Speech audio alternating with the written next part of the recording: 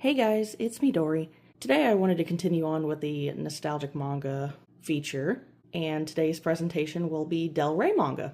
You can just ignore the Hikaru no Go, I'm just using it to hold up the spines here with the way I have my camera placed. And I don't actually have too many Del Rey manga, but I would say some of these series are probably Del Rey's biggest hits, and only 4 of these are actual childhood copies of mine, and some of these series I didn't actually get into until fairly recently. But my nostalgia meter is definitely off the charts for most of these. I don't imagine this video will probably be too long, but I guess that just depends on how much I ramble on some of these series. One thing I would definitely like to point out before we get into the series themselves are the spines. I would just like to say that I think Del Rey's spines are honestly perfect. I love that they are very consistent through every series they had. And I honestly thought about rearranging my collection by publisher just so I could see all the Del Rey spines next to each other. But I could honestly just talk about Del Rey spines forever.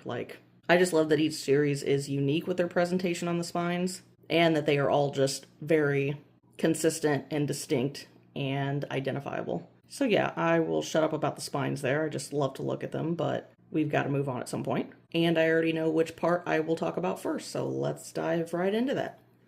Okay, so first up is going to be these 3 series, which I would say are probably Del Rey's 3 biggest powerhouse series. I'm sure there are some others that could be debated, but I chose these 3 specifically to start off with because 3 of these are actually a part of the first 4 series that Del Rey actually came out with. And here, I'll show you real quick.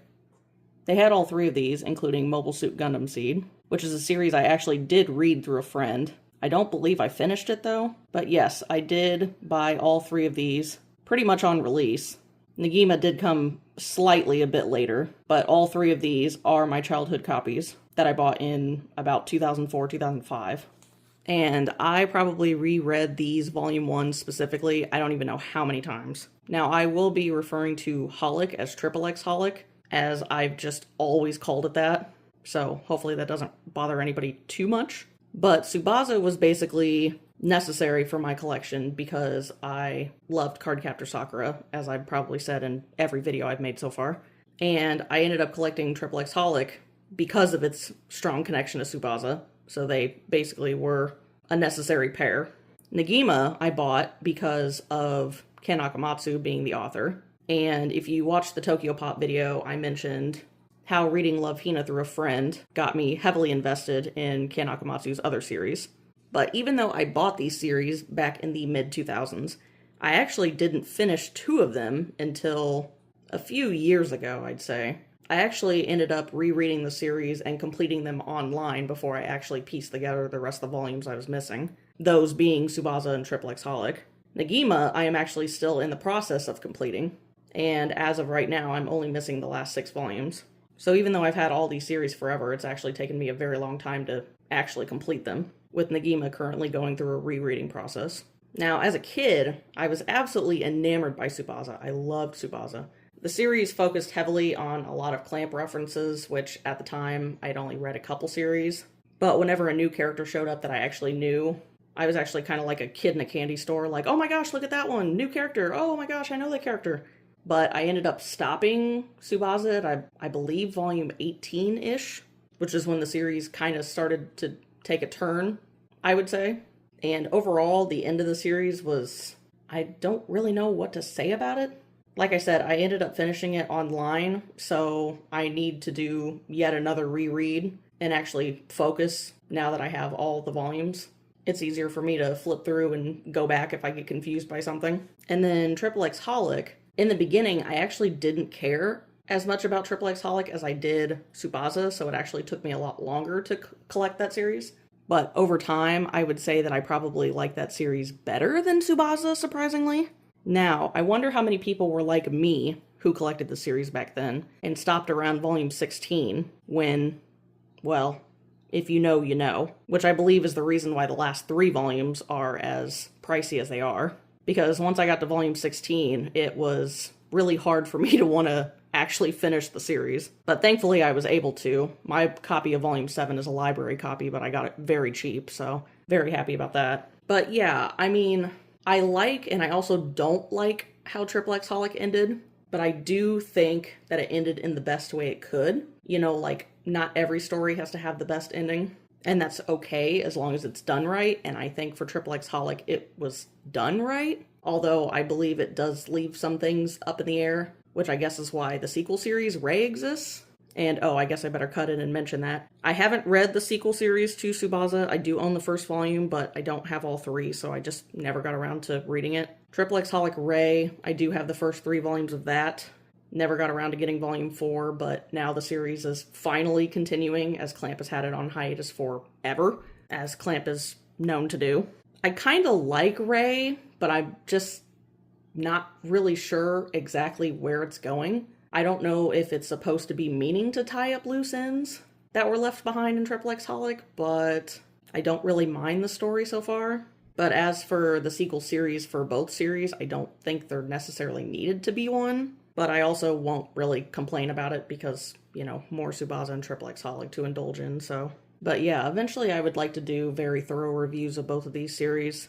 It's been a few years since I finished both of them, but I flip through XXXHolic just all the time because I like some of the individual stories that are included. Tsubasa, I really just need to sit down and, like, actually give it the time it deserves, because the series kind of got very confusing in about the last 10 volumes, so. But man, kid me, oh my goodness. Flipping open just volume 1 of either of these just sends me back to the mid-2000s. Like, I couldn't even describe. Also, I do have a very funny aside story, real quick. So my copy of Tsubasa volumes 1 through 3, unfortunately, fell into a very small ravine when I was a kid. I actually had to jump over a small little, I don't really know what you would call it, but a very small stream of water in order to walk to school. And one day I jumped over it and ended up falling, but my book bag happened to be open, and the 3 volumes of Tsubasa that I had ended up in the water. So they are permanently very crusty, I guess. I don't really know how to describe it, but if you ever know what happens when your book gets heavy water damage, that's what it sounds like. But surprisingly, all the pages are still intact. Unlike XXXHolic, which I think a couple pages at the end, yeah, they're a little separated, but they're just the preview pages at the end, but just kind of goes to show that you can't really beat the love of childhood copies that you own. So if you still own them, hold on to them, because I guarantee they will give you nostalgia like you wouldn't believe. I know I've probably said that a few times already, but I really can't emphasize it enough. Negima, on the other hand, came with having read Love Hina through a friend, and when I saw that the series was being released, it was just an instant pickup. And I'm not really sure why I didn't really continue on with Negima. I remember the last volume I bought when I was younger was volume 17, and then I just ended up focusing on other series and never got around to collecting most of the rest of the volumes until recently. So I'm currently in the process of rereading that one. And yeah, I know the series takes a bit of a turn later on where it becomes more of a shonen battle series more than just like goofy stories involving Negi and the other girls in the beginning. But I don't really mind that too much. I just didn't really get that far. I mean, I guess during the school festival there was that tournament arc, I guess, which is where I guess it really began. But I know nowadays the series probably is seen as a bit more problematic considering a lot of the high school girls have a romantic fascination with a 10-year-old. Which back then, when I read it as a kid, I don't really think I paid too much attention to that. I do know that because of the sequel series that came out later, UQ Holder, which takes place, I believe, 80 years after the end of the original Negima, that Negi does actually end up with one of the students. The character is actually one of my favorite characters, but I do find it to be very strange that they ended up with that person. But like I said, I didn't read Negima to the end, so I don't know. And as for UQ Holder, I guess it's a series I wouldn't mind having in the future, but it is also a very long series. So once I even finish Negima, that's going to be quite a while for me to even try to commit to that. But I really don't hear anybody talk about UQ Holder. I mean, not that I really hear many people talk about Negima, but Negima was definitely a very popular heavy hitter series back when it first came out. I think I've rambled on enough about these series. In terms of really this video, I mean, I could talk about these series really all day, but if I did, I wouldn't have time to go into the other Del Rey series, so. But I will say, literally just talking about them now really makes me want to put them at the top of my reread list. I mean, Negima I am in the process of rereading, but I've kind of paused it so I could reread a couple other things. So I need to get back to that. Tsubasa and Triple X Holic is definitely a series I would like to make a dedicated video on. But that is for future me to think about. So let's see what to talk about next. Okay, so before I started filming this part, I actually had something else in frame, but I noticed that 3 of the 4 series that I had in frame were by Natsumi Ando, so I went ahead and just pushed away the other series just so I could specify this corner as the Natsumi Ando part of the video, I guess. Now, I mentioned in the Tokyo Pop video that Natsumi Ando only had 1 series by Tokyo Pop, and most of her other series in English were either by Del Rey or Kodansha. I mentioned in the beginning that I only had 4 series that I owned as a kid.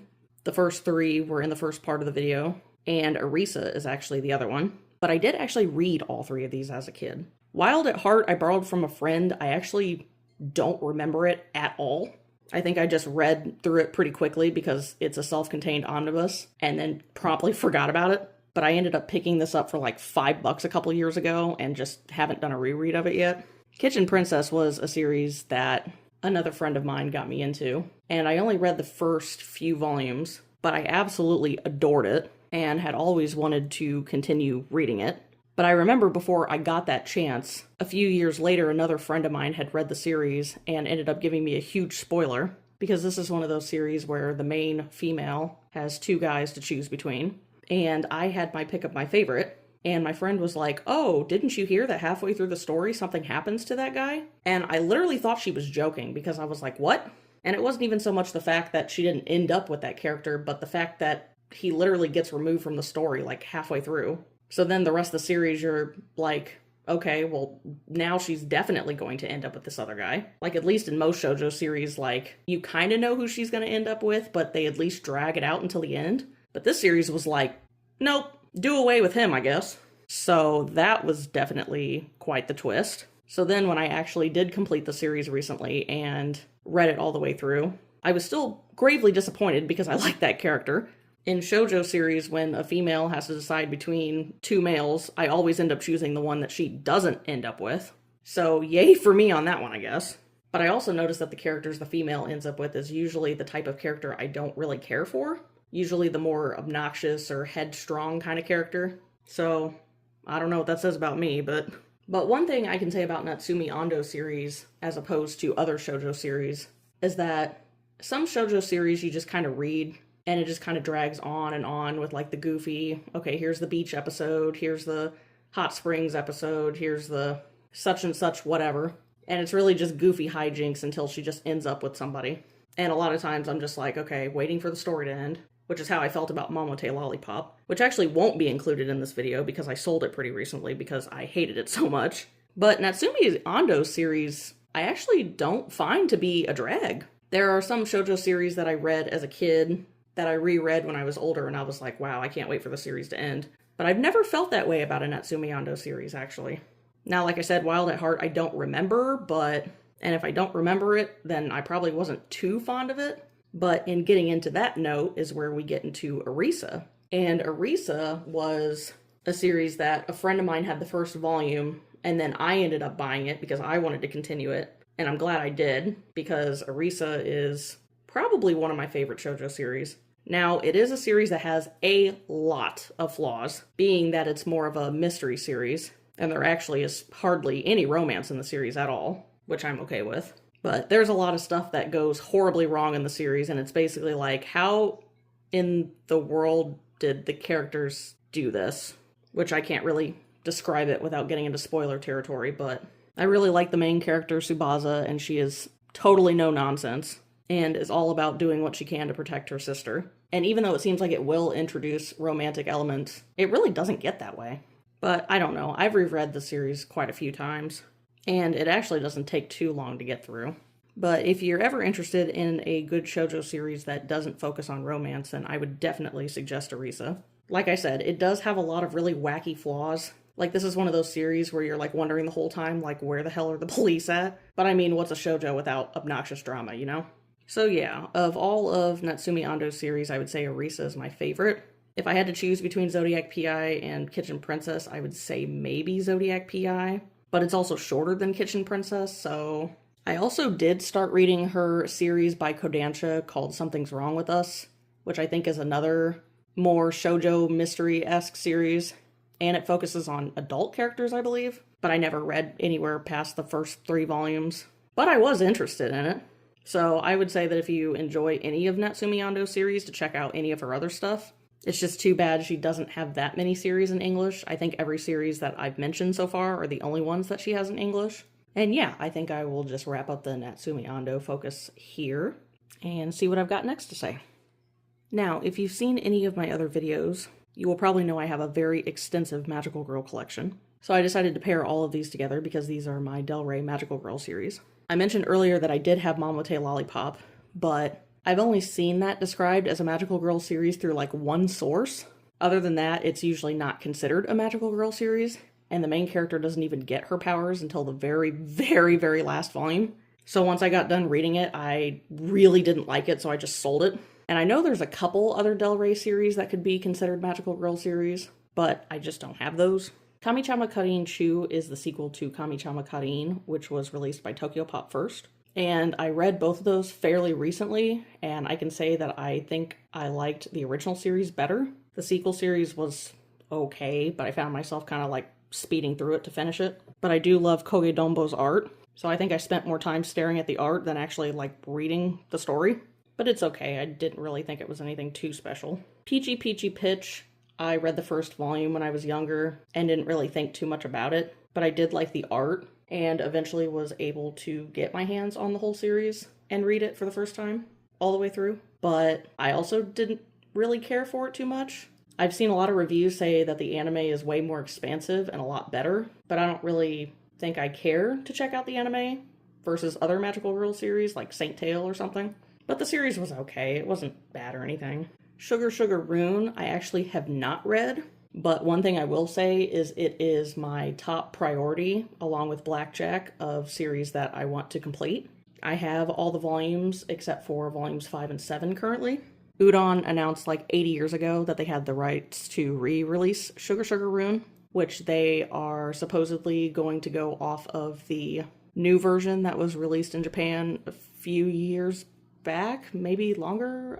I don't actually know when it was originally released. I think the announcement was in 2017, and it was basically radio silence for a very long time until pretty recently. I think the end of last year they announced that they finally plan on releasing the first volume in 2026.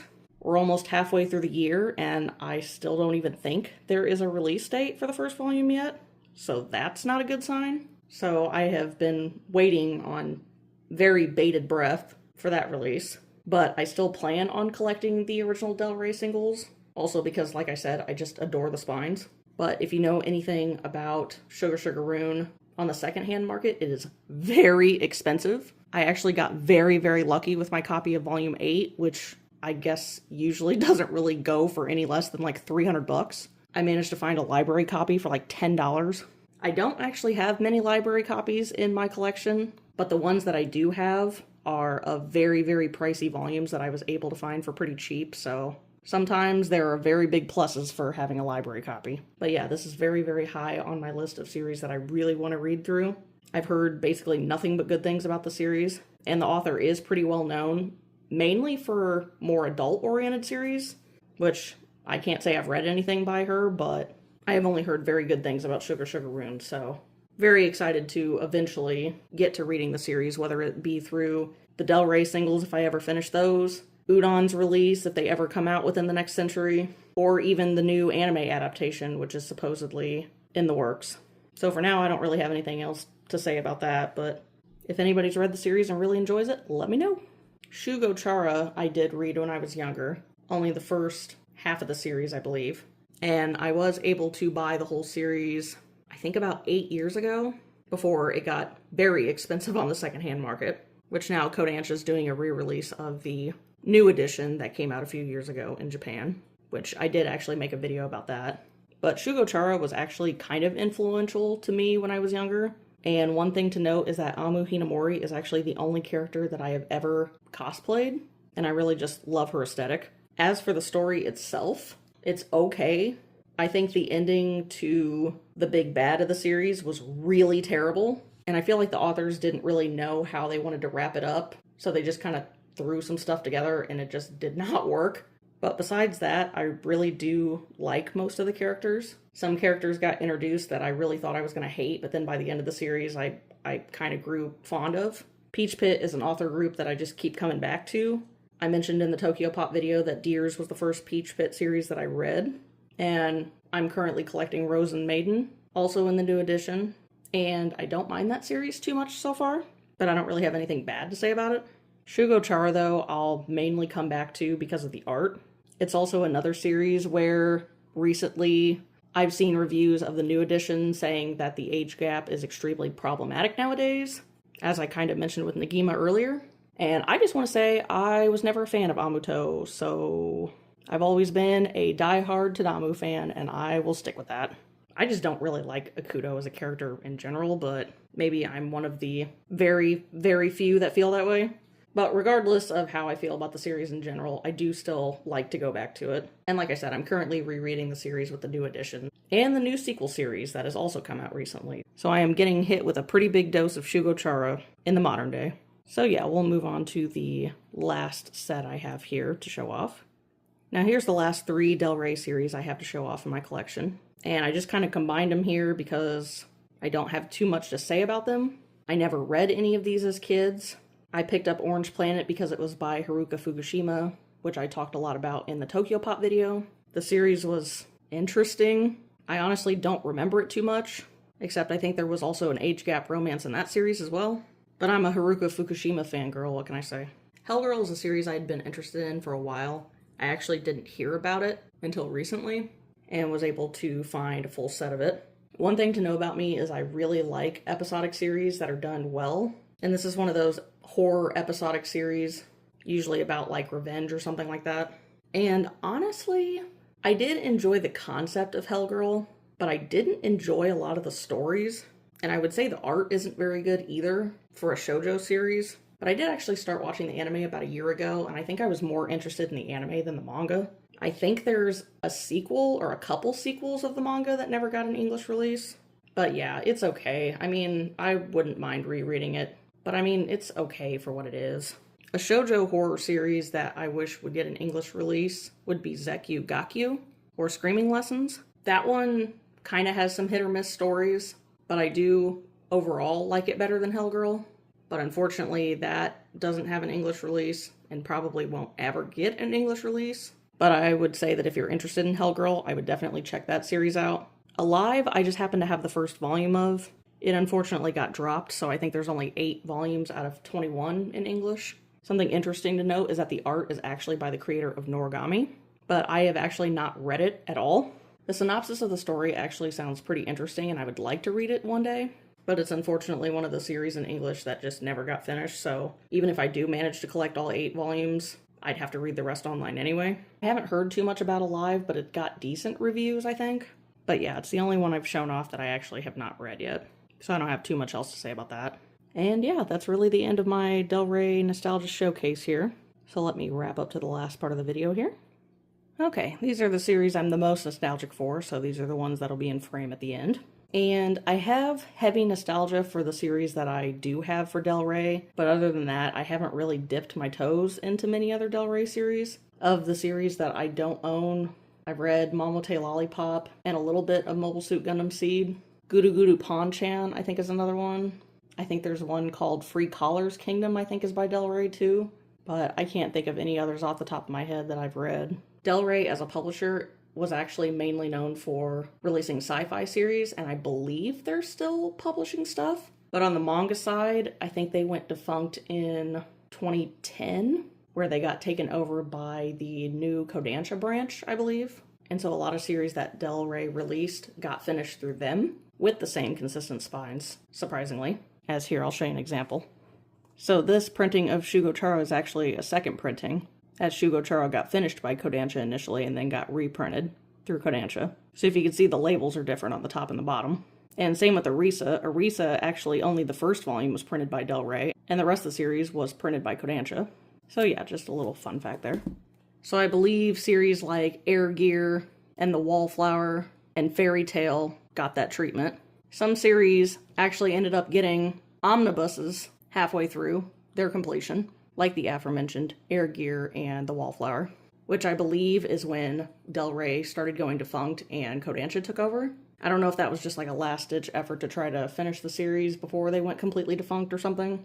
I know this actually worked in some cases, like Mushishi and Hellgirl, in which their last volumes ended up being omnibuses of the last 3 volumes of the series. But like Air Gear, it just ended up having a random omnibus in the middle of the release, because Kodansha just finished the series through singles. So, don't exactly know how that ended up happening, but regardless of that, even if I hadn't even picked up any other series by Del Rey besides Tsubasa, Triple X, Holic, and Negima, those series are just so important to my childhood. That just makes Del Rey an important piece of that. And like I said, Del Rey had the best spines in the game. Tokyo Pop be damned. Because while Tokyo Pop's red logo was very invasive, Del Rey spines had different colors depending on how the spine looked, so it wasn't too daunting. And some of them, like Shugo ended up being pretty colorful. So I really think they just kind of stuck one to Tokyo Pop on that one. But yeah, even though Del Rey didn't last very long, they did put out some pretty memorable series. And for that, I thank them. And I tell you what, I will never miss consistency like Del Rey's releases, because if anybody has dropped the ball on quality consistency in modern day, it is definitely Kodansha. They were very good when they took over Del Rey in the beginning, and I have no idea what happened. So rip to that, I guess. So yeah, if you have any nostalgia for Del Rey that you want to talk about, post it in the comments. I would be happy to read it. And I think that's it for my Del Rey showcase here. I still have a few more ideas for nostalgic manga showcases, so look forward to that if you so please. And if you made it this far, thank you for watching, and I hope to see you in the next one. Bye!